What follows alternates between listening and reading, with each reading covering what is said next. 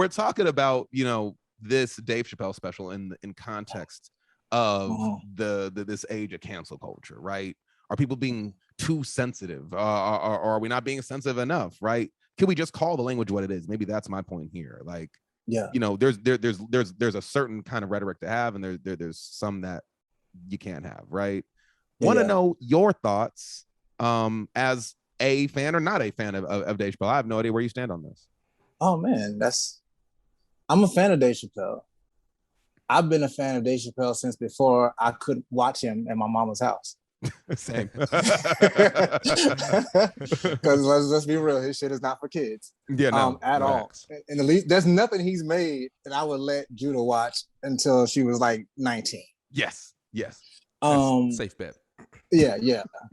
I'm a fan of Dave Chappelle, and as far as cancel culture is concerned, it's hilariously selective.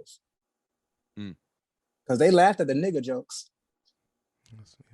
Not a comment was made about the nigga jokes. As a matter of fact, his opening joke was about him getting the Johnson & Johnson vaccine. Yes. He said that's the most niggerish thing I've done. Let me get the third best option. Everybody cracked up, including them two chubbies in the front. The purple haired, you saw them with the strong shoulders. 100%, yes. Cried laughing. It's okay to laugh at the niggas. It's always okay to laugh at the niggas. But when it comes to other communities, then we want to get sensitive. And I don't know how we growing up on South Park, Family Guy, American Dad, SNL at the beginning, Mad TV. I don't know how in the hell we got this sensitive.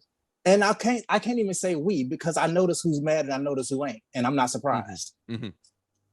So who is though? I mean, because like, what's the team? White liberals, right?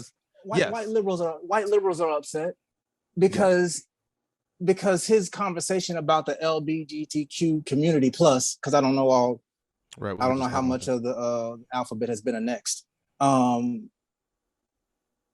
He is saying like,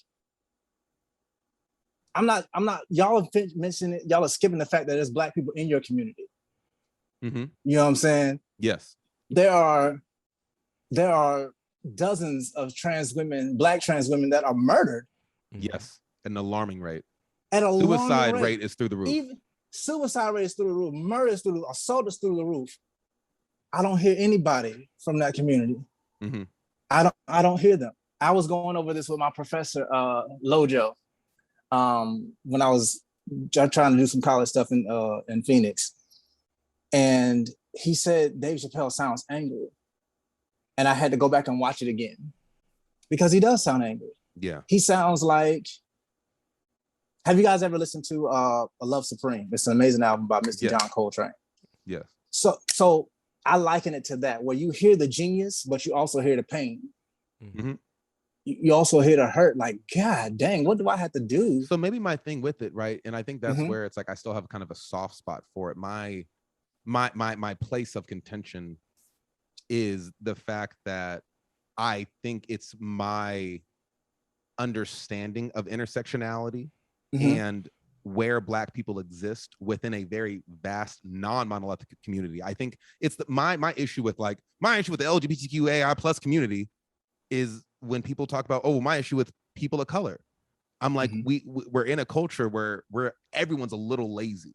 Everyone's a little lazy, where it's like you want to, especially like white liberals and most liberals, even just yuppie Black people can, or like Latino people we can all be guilty of virtue signaling on any platform, and right. And it's like I get really tired because I'm like, where is your integrity? Where does it really, really lie at the end of the day? Yeah. My thing is, I felt that the language specifically was violent, and of course he's talked about punching, like we all know the Charlie Murphy, the Rick James, right?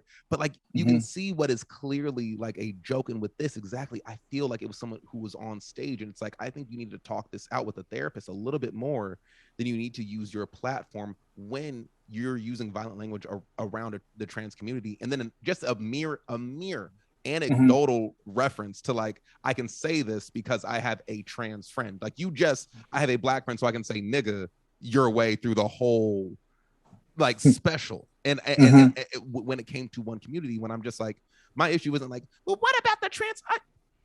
What I know is that there's Black people that exist across that entire spectrum of people. Yes, niggas is everywhere.